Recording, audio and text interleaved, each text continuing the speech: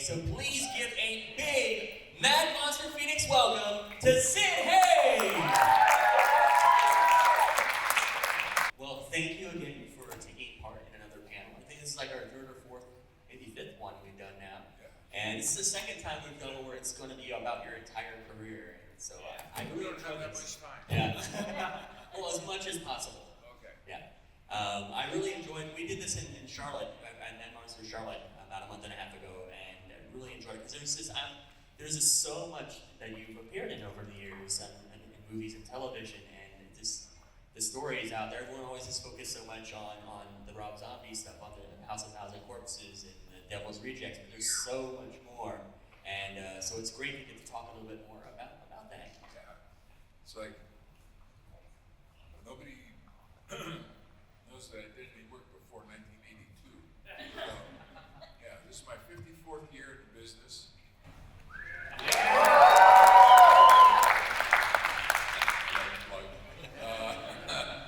And I'm still having fun. So let's just sort of delve right in on how you first became involved and became an entertainer. You know, going back to when you were a child, when you began dancing, correct? Yep. When I was a kid, I was growing so fast that nothing was coming together right. I could trip over a dime. Okay. And so my parents decided to set me up with a dance class, and I loved it. I thought it was great. Had a great time. And by the time I was 7, I was getting paid to dance. How about that? Yeah. And then from that, I went to music when I was about 9. And when I was 18, I signed a contract with Keane Records, which was the label that Sam Cooke. Anybody remember Sam Cooke? Sure. I signed with his label. We did 6 singles. We had a song that was number 4 on the charts. And I wasn't making any money. So I decided, well, that wasn't the thing to do. So I went to Pasadena Playhouse, great alumni there, and became an actor. So basically, I don't like to work. Now, in high school, your drama teacher was actually a former Broadway actress, correct? Yes, she was. Why can't I remember her name right now? Because I'm old. Alice Merrill was her name. And she was a Broadway actress. And this guy from Fresno, California, went to New York, and he went to this play, and he saw her, and immediately fell in love, and pursued her relentlessly, and they got married and moved to Fresno, and she decided that she needed to do something, and so she became a teacher. And then she became a part of my history because her letter of recommendation, along with a couple of other people, got me into the Pasadena Playhouse. And so that's when I learned what work really was. Because my first class was at 7:30 in the morning, and I never got out of there until 11:30 at night, only to go home and do homework and then start the whole thing all over again the next day for 2 years. And what they try to do is break you down, basically, and see how serious you are about wanting to become an actor. And we started with a class of 150. We graduated 32, and of the 32, only 2 of us became working actors. The other one is Stuart Margolin, who played Angel on the Rockford Files. Okay, he and I are the only 2 out of 150. Now, your time at Pasadena Playhouse also led to your introduction to Jack Hill, and subsequently beginning a working relationship for him for many years. Yeah. I had just graduated, and Dorothy Arzner was the head of the film department at UCLA, and she had this young student, Jack Hill, who was trying to do a student film and couldn't find a guy to play the lead that he really felt strongly about. And so she tried to help him out, and she called one of my former instructors at the Pasadena Playhouse and asked for a suggestion. And I was the suggestion. And she called me and she said, "Get your ass to UCLA right now, and you better get the job."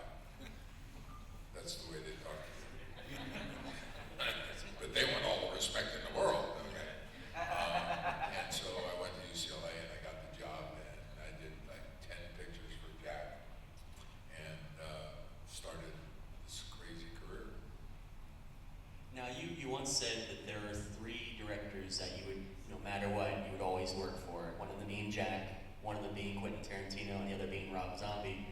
Can you talk a little bit about, working with them, their creative styles and everything? Well, they're very smart directors because they make their vision clear to you, exactly what it is that they want, and then they get the hell out of the way and let you do your job. And that's the best way to work. I mean, if you have the confidence in somebody to hire them, then why not let them do their job, right? So that's what they do. Now, one of your earlier appearances, of course, was on The Lucy Show. And you actually, I think last time you mentioned you actually worked on two of her shows, correct? Yeah. But the first one was on The Lucy Show, and you were actually the mummy in an episode. Can you talk a little bit about working with Lucille Ball on both the shows you worked on with her? Well, on the first one, which was a Halloween-themed kind of thing, I was playing the mummy, and I had one line, and it was Lucille Ball and Vivian Vance were in the scene, and I was standing in front of a mortician slab, okay, and I had one line, and it was table for two, right this way. And the crew did exactly that.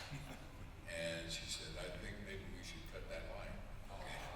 And the director said, no, I don't think we're going to cut that line. Yeah. This is a comedy, it's about laughing, okay, and that's what they just did. The second time I worked with her, she was working with Gail Gordon, okay, and they were having a much better time of it. And I don't know if she had a problem with Vivian Vance or not, I don't know, I don't care, it doesn't make any difference. But the second experience with her was much, much better. I was basically chasing her through LAX airport.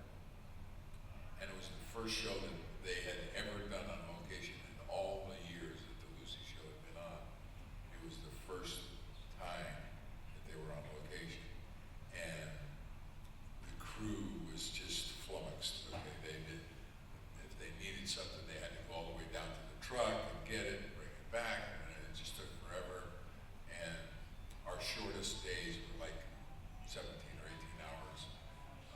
The last day was a 21-hour day, and she hung with it the whole time.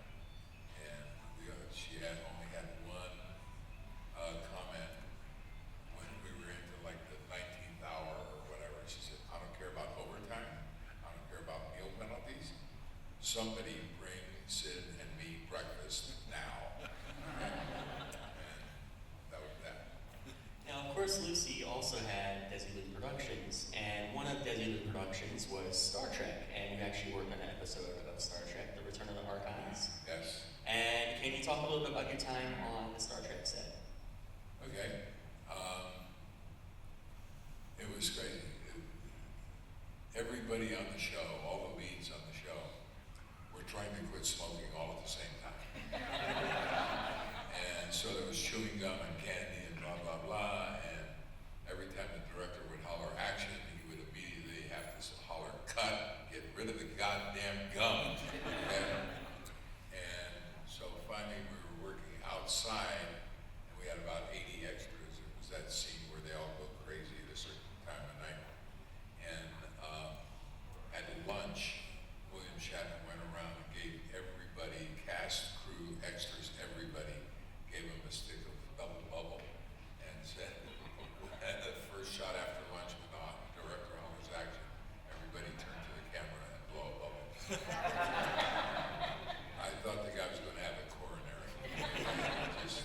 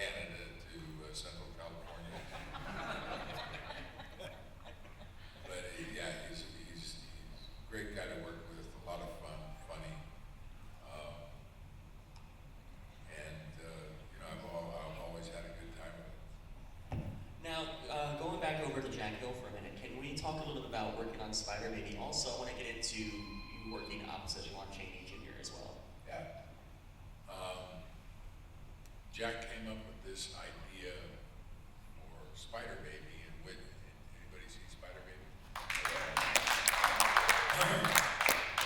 So I just got the poster, okay? Saw Spider Baby, bought the T-shirt. Boom.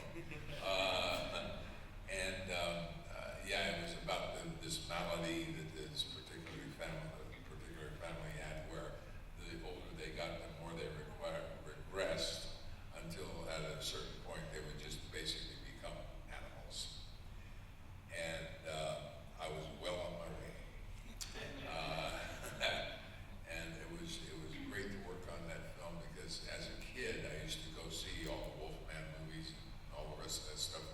Now I'm there with Lon Chaney Jr. I couldn't even speak for 2 days. I mean, it was crazy. But ultimately it wound up that he became my mentor and gave me the greatest advice that anybody could ever have, and this applies to any line of work that there is. He said, always be nice and kind to everybody that you meet on your way up, because you're going to meet them on your way down, and you're going to need a friend, okay? And I took that advice, and I have a lot of friends. I don't think I'm on my way down yet, so I don't have to call in any favors, but yeah, it was great. And then I was doing a convention in Fort Lauderdale, Florida, and Barry Anderson, who was the chief sculptor for Ripley's International, came up to me with something wrapped in a towel. And he said, you know, of all the people I know, you were the one person that needs to have this. So he handed it to me, and I opened up the towel, and it was Lon Chaney Jr.'s life mask. And 2 years later, Barry had to do a life mask of me. So now at my house, those 2 masks are on the wall next to one another. So, you actually in 1972 worked on the 7th 007 movie, Diamonds Are Forever. Can you talk a little bit about working on a Bond film and working opposite Sean Connery and Lana Turner? Sean Connery is a great guy. I mean, he's funny, always with a joke, a smile, a greeting. Never looked down at anybody. Everybody was on an equal level with this guy. He hated the wig. And as soon as the assistant director would holler, "That's a wrap for the day," he'd just rip it off and throw it in the air. And if there happened to be a hairdresser under it when it landed, fine. If not, oh well. Okay.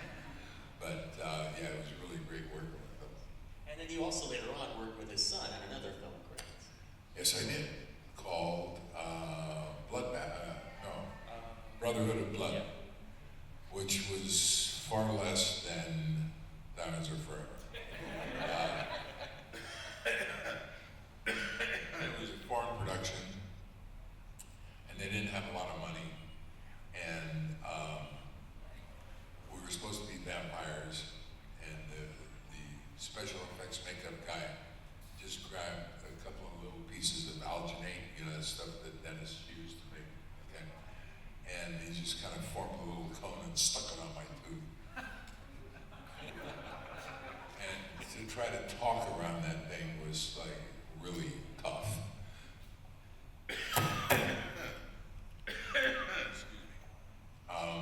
And it was kind of like the exercises that Richard Burton had to go through when he was a student. They would put I think it was close to 10 marbles in his mouth, and he had to deliver a soliloquy and be understood. And now I know what that's like, okay, because I had to work around those 2 teeth. It's crazy. Now, the 1970s also saw you act in George Lucas's first film, THX 1138. Can you talk a little bit about working on that, working with George? I don't know if you can call it working, because we rehearsed it for a week and we shot it for a week. And we had this rehearsal hall that we worked in. And he would come in first thing in the morning and say, okay, I want you guys to work on something that's kind of like this, okay? And then he'd leave. And okay, so So we just kind of thank you, fake it and do whatever we felt was the right thing to do. And then late in the day, he would show up and say, okay, let me see what you got.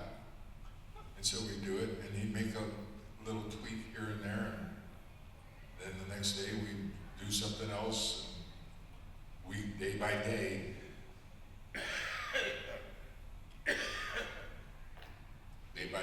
you know those health bars? Okay, there's one stuck right here.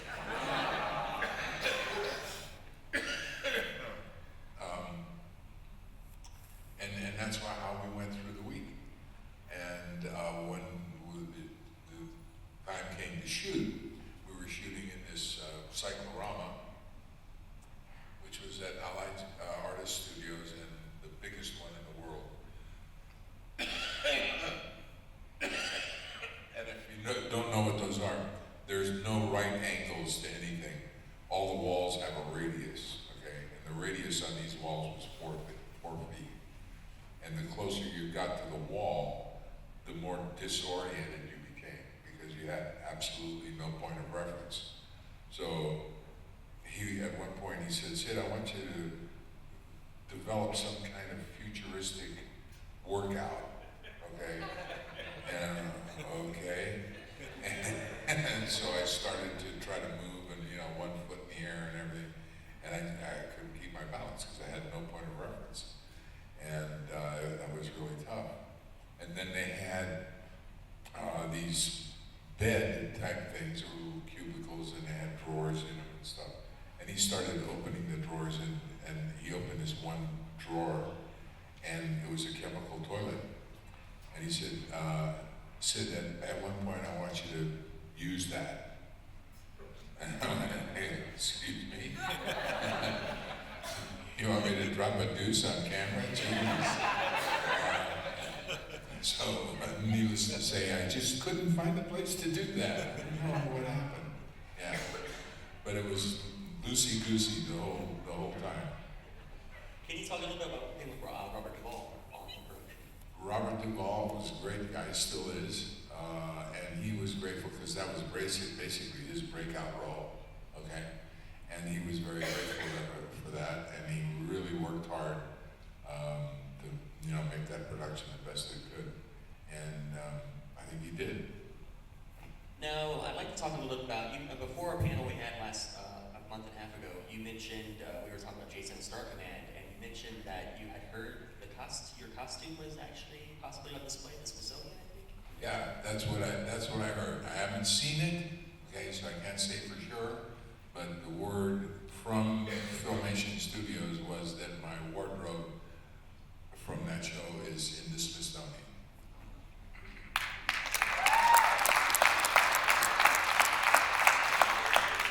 That and $5 will get you a Starbucks.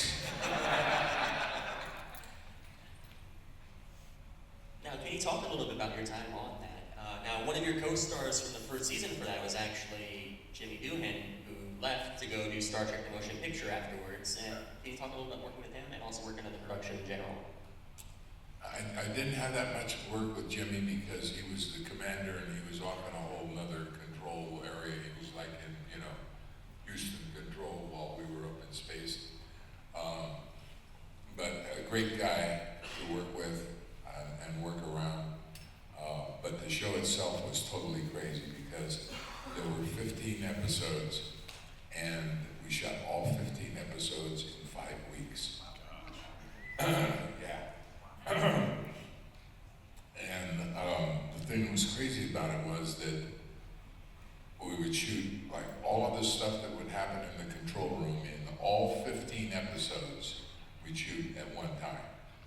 So you had to keep your head straight on what episode you were in and what was happening before and where you were and what your relationships with people were and this, that, and the other thing.